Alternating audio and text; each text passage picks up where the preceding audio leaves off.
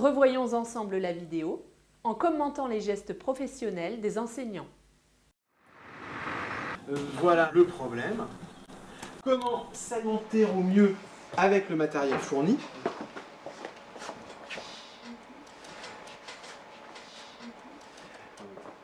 Dans le quart d'heure, les 20 minutes qui viennent, vous allez discuter entre vous. Je vais vous donner le petit texte que je vous ai lu, la consigne est répétée, et puis vous avez la liste du matériel. L'enseignant pose le problème sous la forme d'un défi très ouvert. Les élèves sont invités à trouver la meilleure stratégie, ce qui leur laisse une grande liberté. Les consignes données pour faciliter l'entrée dans la tâche sont de deux types. Certaines, données à l'oral, permettent d'organiser le temps, l'espace et les modalités de travail. Elles visent à favoriser les échanges et à libérer la parole. Ainsi, les élèves travailleront par groupe et sont invités à discuter entre eux. D'autres consignes posent le problème scientifique à résoudre. Elles sont à la fois orales, écrites au tableau et distribuées. Elles restent donc accessibles, ce qui permettra aux élèves d'y revenir aussi souvent que nécessaire, en toute autonomie. Le matériel faisant partie intégrante de la situation du défi, il est présenté dès le départ.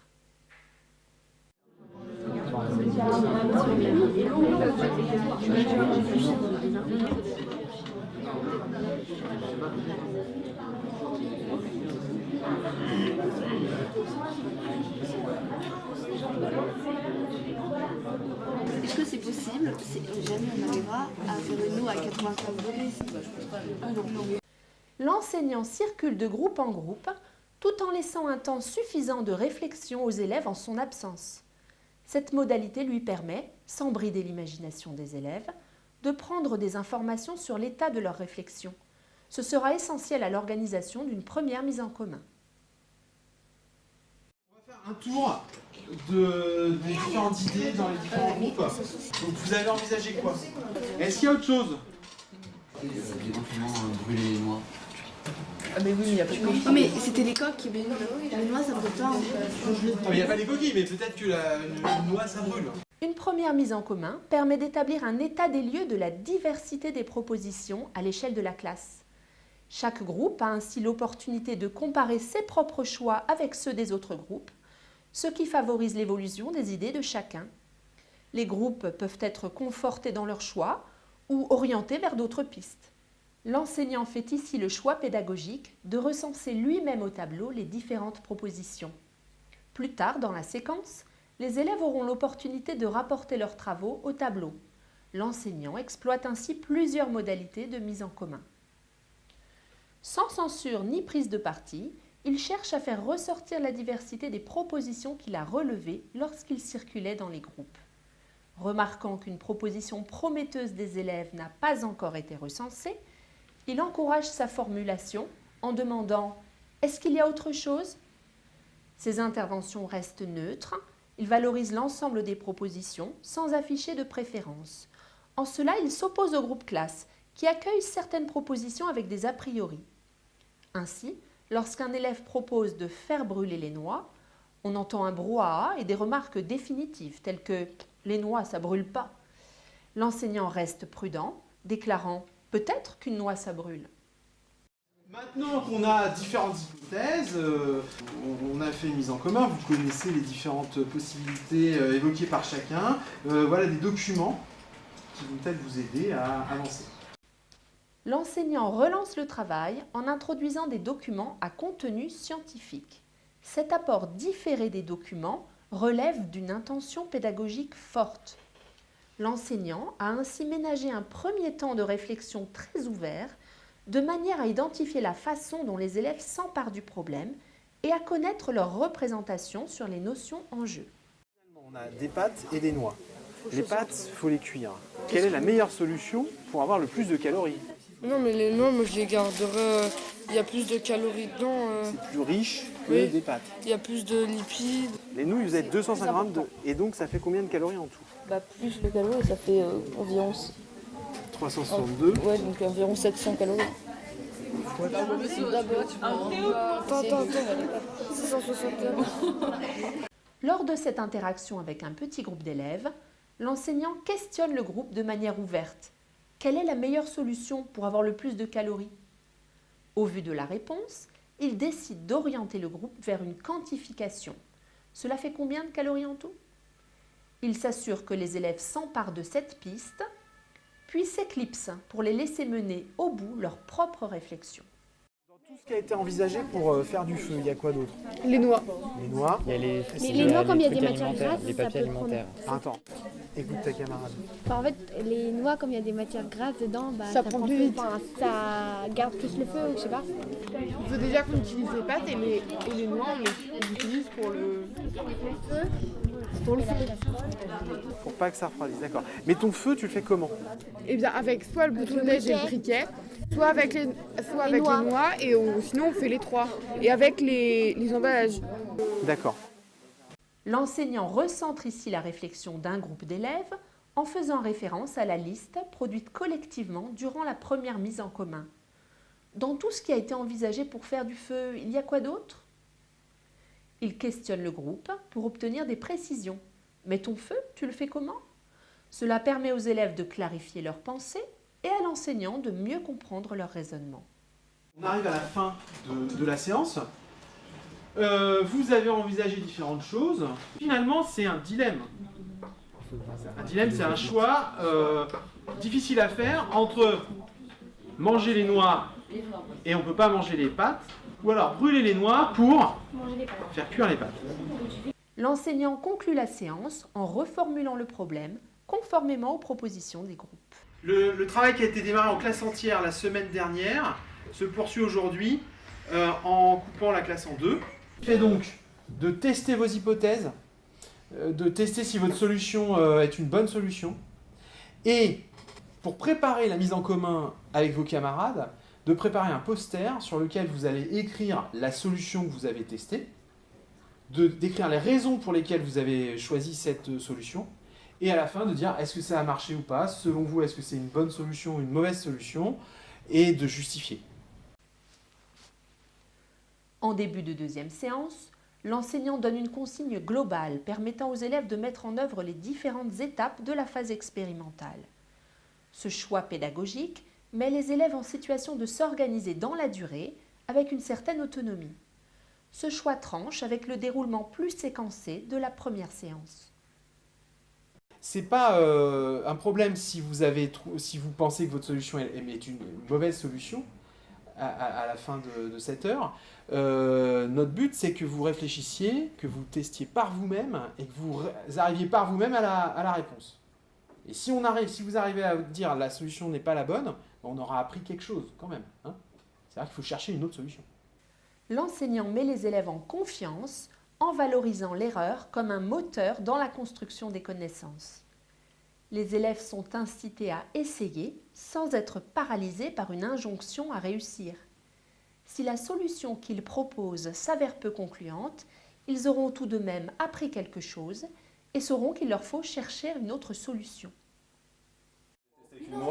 Les pâtes, ça s'éteint tout le temps et ça dure pas longtemps. Est-ce que vous savez quelle quantité d'eau vous avez? Un litre, je crois. Ah non, non. 200 millilitres. Non, 300. 250. 200, oui, c'est vrai. Durant la phase expérimentale, l'enseignant laisse la place au tâtonnement des élèves. Il n'impose pas de protocole écrit à l'avance par ses soins.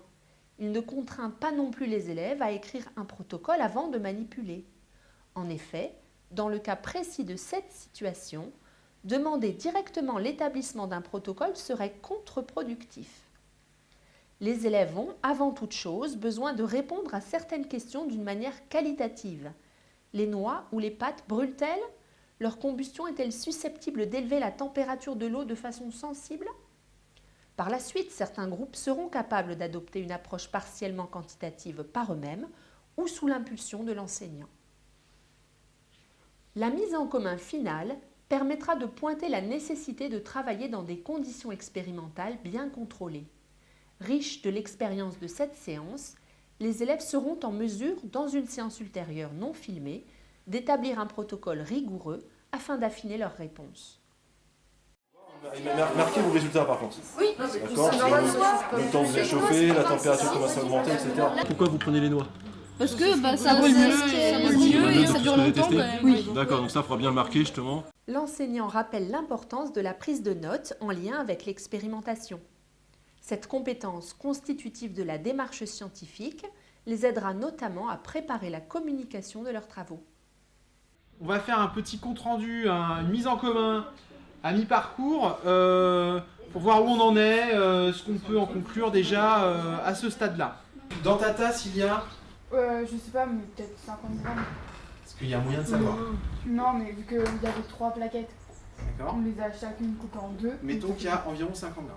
Voilà. Est-ce qu'on aurait pu savoir un peu plus précisément combien on mettait de pâtes au départ? Oui, Ah, on a des balances.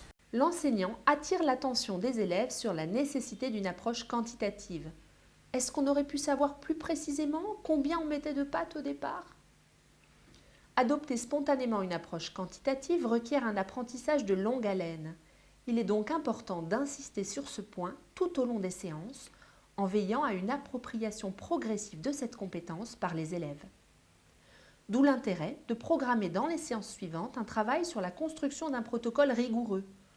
Anticipation du résultat attendu d'après la valeur énergétique des aliments, mesure précise des masses, volumes et températures, et test de différents montages dans le but de minimiser les pertes d'énergie thermique.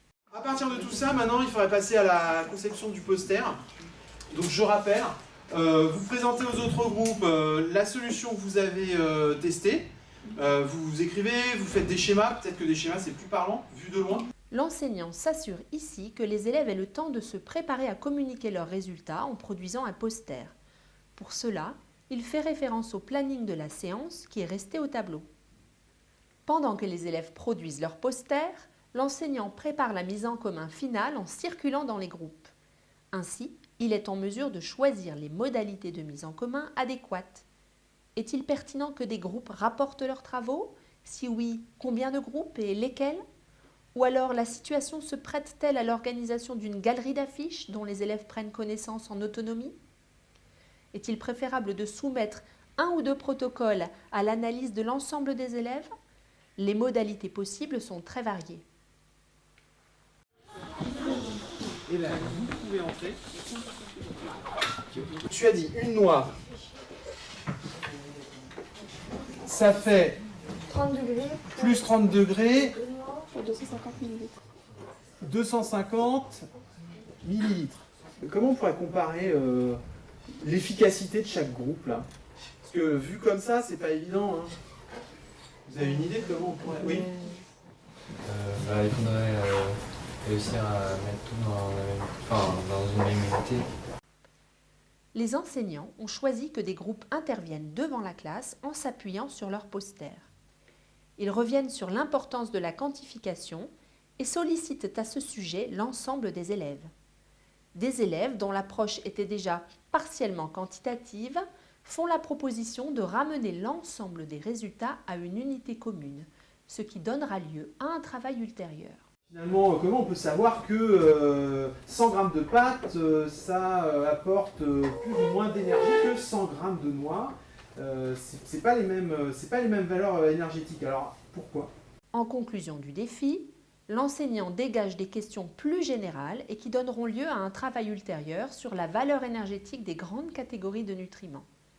Ainsi, ces 3 séances d'investigation, inscrites dans la logique d'une séquence pédagogique plus vaste, motivent les élèves et les préparent à acquérir des notions figurantes dans les programmes de cycle 4, autrement que par la seule étude de documents. Au final, regardez sur quoi vous finissez tous, quasiment là. Vous finissez tous sur faire brûler des noix pour faire chauffer les pâtes. Tout au long des séances, les enseignants ont le souci d'expliciter des éléments de démarche scientifique transversaux à toutes les sciences.